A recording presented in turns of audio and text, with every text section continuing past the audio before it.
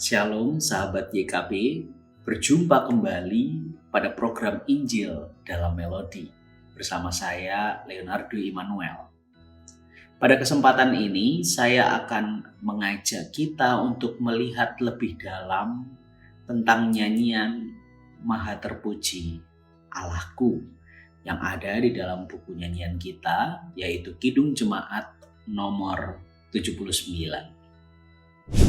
Nyanyian Maha Terpuji Allahku adalah nyanyian jemaat yang terinspirasi dari nyanyian pujian Zakaria yang dicatat dalam Lukas pasal 1 ayat 68 hingga 79. Nyanyian ini biasa dikenal dengan nyanyian Benedictus. Mengapa demikian? Karena Benedictus adalah istilah Latin untuk kata pertama dari nyanyian Zakaria itu, yaitu terpujilah.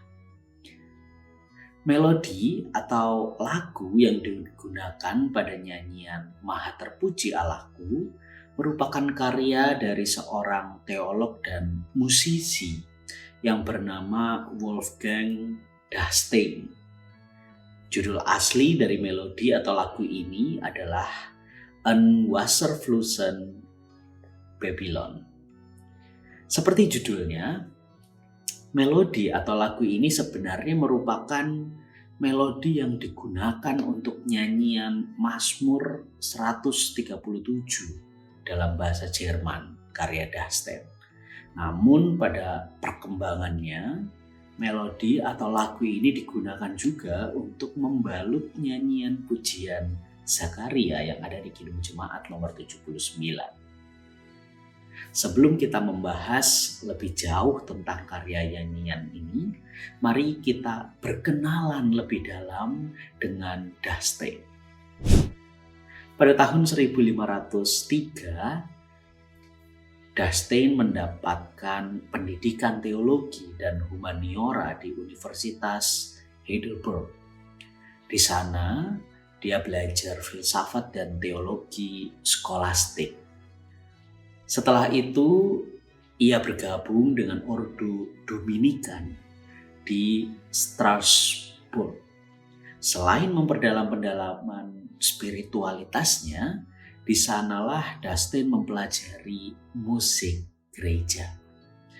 Seperti yang kita ketahui, Dastein hidup di abad ke-16, yakni masa-masa di mana reformasi gereja mulai dan sedang terjadi di Eropa. Masa-masa yang demikian tampaknya sedikit banyak memengaruhi kehidupan beriman Dastein. Setelah ia mengenal ajaran Martin Luther dan Martin Bucer, Dastein mulai menolak teologi skolastik yang telah ia pelajari selama masa kuliahnya. Sehingga pada akhirnya di tahun 1523, Dastein memutuskan untuk meninggalkan kehidupan biaranya dan bergabung dengan gerakan reformasi Protestan.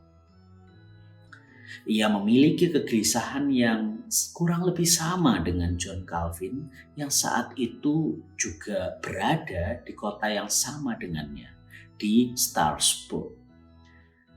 Keyakinan iman dan kegigihan Dastein itulah yang kemudian ditunjukkannya di dalam dedikasi pada gerakan reformasi. Ia kemudian menjadi seorang asisten pastor di gereja St. Thomas, sebuah gereja Lutheran yang menjadi salah satu pusat reformasi Protestan di kota Strasbourg, Prancis Timur. Di sana, Dastein bekerja sebagai organis, pemimpin paduan suara dan komponis. Dan di sana pula lah Dastein mulai mengadaptasi musik-musik gereja Katolik dan menjadikannya nyanyian jemaat Protestan dalam bahasa Jerman. Tentu saja hal ini menjadi sebuah angin segar bagi jemaat Kristen di sana. Mereka yang tadinya tidak dapat bernyanyi di dalam ibadah karena semua nyanyian menggunakan bahasa Latin dan tidak semua orang bisa berbahasa Latin, kali ini mereka bisa ikut bernyanyi secara komunal bersama-sama dengan menggunakan bahasa lokal mereka sendiri, yaitu bahasa Jerman. Dan bagi Dustin, nyanyian jemaat memang harus seperti itu. Penuh dengan makna, dengan bahasa yang dimengerti, demikian juga harus sederhana. Karena ia percaya bahwa melalui nyanyian jemaat setiap umat itu dapat menangkap kehendak Tuhan. Nyanyian bukan sekedar penghias di dalam ibadah, justru melalui nyanyian pengajaran iman itu bisa ditanamkan pada setiap umat yang hadir. Itulah kenapa Dustin mengupayakan karya nyanyiannya menggunakan melodi yang mudah diingat. Dan kemudian syairnya sering diambil dari kutipan teks-teks Alkitab dan Mazmur, agar umat dapat dengan mudah menyanyikannya. Nah, salah satu karya yang paling terkenal adalah Unwasserflossen Babylon, yang ia tulis berdasarkan Mazmur pasal 137. Sesuai dengan teks Mazmur tersebut, Dustin berusaha menangkap ratapan umat Israel yang sedang mengalami pembuangan ke Babel. Bagi Dustin, kisah pembuangan umat Israel ini sedikit banyak mirip dengan dinamika kehidupan yang sedang terjadi di sekitarnya, yakni saat reformasi bergejolak di Strasbourg. Saat itu banyak biarawan, imam, dan masyarakat yang meninggalkan gereja Katolik dan mengalami pergolakan batin dan pergolakan sosial. Mereka kehilangan tempat tinggal, kehilangan komunitas, jabatan, bahkan kerabat dan teman, demi komitmen baru mereka untuk taat pada kitab suci. Dan dalam konteks itulah kemudian Mazmur pasal 137, Mazmur 137 menjadi simbol kehidupan rohani kaum reformator. Mereka seperti bangsa Israel di pembuangan yang terasing di dunia lama yang telah mereka tinggalkan. Tetapi mereka tetap berupaya setia kepada Tuhan dan kepada firman-Nya untuk menantikan gereja yang diperbarui oleh Injil. Oleh karena itulah Mazmur 137 ini digubah oleh Dustin menjadi nyanyian iman yang kemudian dapat dinyanyikan dalam ibadah-ibadah mereka. Oleh karena kesederhanaan dan keindahan melodi nyanyian ini, maka tak heran nyanyian Unwasserflossen Babylon ini menjadi terkenal dan bertahan berabad-abad lamanya. Melodi ini kemudian menjadi Mazmur ke-137 di dalam berbagai buku nyanyian reformasi, seperti Psalter Strasbourg di tahun 1525, kemudian Erfurter Enchiridion di tahun 1529, dan Genevan Psalter atau Mazmur Jenewa di tahun 1562. Tidak hanya itu, nyanyian ini juga menyebar luas ke berbagai negara, bahkan sampai ke Inggris. Sehingga muncullah pula terjemahan dalam bahasa Inggrisnya yang dikenal sebagai By the Waters of Babylon We Sat Down and Wept. Atau dalam terjemahan yang lain dikenal pula dengan judul Beside the Streams of Babylon. Oleh karena bentuk melodi lagu ini yang tenang, yang hikmat begitu ya, pada abad ke-17, komposer dan penyusun Mazmur mulai meminjam melodi itu dan kemudian digunakan untuk teks lain yang sifatnya tidak hanya ratapan, tapi juga yang bersifat meditatif dan pujian. Teks ini bukan lagi sebuah ratapan pembuangan, tapi menjadi nyanyian pujian pada kesetiaan Allah. Melodinya yang dulu bernuansa ratapan di Babel, kini berubah makna menjadi pengakuan iman yang tulus pada kasih dan pemeliharaan Allah. Dan itulah mengapa di kemudian hari, sekitar abad ke-18, melodi ini dijodohkan dengan teks Song of Zakaria atau Benedictus berdasarkan Lukas pasal 1 ayat 68-79. Dan kemudian menjadi salah satu nyanyian yang digunakan pada liturgi harian di tradisi monastik. Lalu kemudian dialih bahasakan ke dalam bahasa Indonesia di dalam Kidung Jemaat nomor 79 yang kita kenal dengan judul Maha Terpuji Allahku. Jika kita mencoba melihat lebih dalam pada nyanyian ini, Ibu Bapak, maka sebetulnya di dalamnya terdiri atas dua bagian besar. Yang pertama, pujian kepada Allah atas pembebasan yang dilakukan oleh Allah di dalam dan melalui Yesus Kristus, Sang Mesias.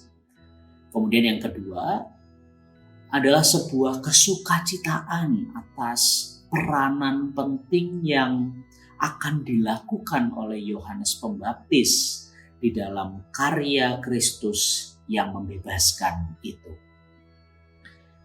Kedua poin utama ini tadi kemudian digubah dengan sangat indah ke dalam 3 bait nyanyian Maha Terpuji Allahku tersebut. Mari kita coba lihat satu persatu. Pada bait yang pertama dibuka dengan sebuah pengakuan iman bahwa nubuat kitab suci itu akan segera digenapi. Bahwa Sang Mesias yang selama ini dinanti-nantikan akan segera datang. Kehadiran Mesias itu digambarkan akan membuat wajah berseri. Artinya, manusia yang tadinya menderita oleh karena belenggu dosa sebentar lagi akan memperoleh keselamatan. Dan keselamatan itulah satu-satunya alasan untuk bersukacita. Lalu di bait yang kedua, nyanyian ini memunculkan karya penebusan Allah di dalam Mesias yang akan membebaskan umatnya. Dalam hal itu, dimunculkanlah pula peranan Yohanes Pembaptis sebagai pembuka jalan bagi Mesias. Sehingga melaluinya, setiap manusia dimungkinkan mengenal Mesias dan kemudian dimampukan untuk beribadah kepadanya. Pada bait yang ketiga, damai dan pengharapan dimunculkan sebagai sebuah puncak. Bahwa hadirnya Kristus, kehadiran Sang Mesias itu akan memberikan rahmat pengampunan dosa. Kehadirannya digambarkan seperti surya pagi yang menggantikan gelapnya malam. Terangnya itu memampukan setiap orang yang menerimanya untuk memperoleh kedamaian dan kehidupan yang kekal bersama dengan Dia.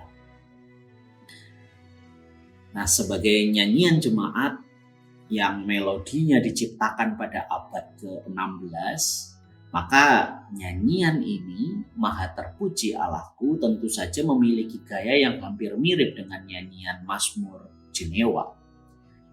Yang paling menonjol yang dapat kita rasakan adalah penggunaan ambitus atau rentang nada yang tidak terlalu jauh. Rentang nadanya sempit, yaitu sekitar 1 oktav pada nyanyian ini. Jika melihat lebih dalam pada melodinya, nyanyian ini mayoritas melodinya menggunakan conjunct motion, yakni menggunakan interval antar nada yang tidak terlalu jauh.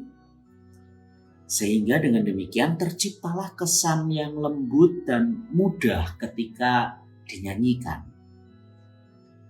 Nah, agaknya dengan cara itu juga pesan dari nyanyian ini menjadi dengan mudah terdeliver kepada setiap kita yang mendengar dan yang menyanyikannya.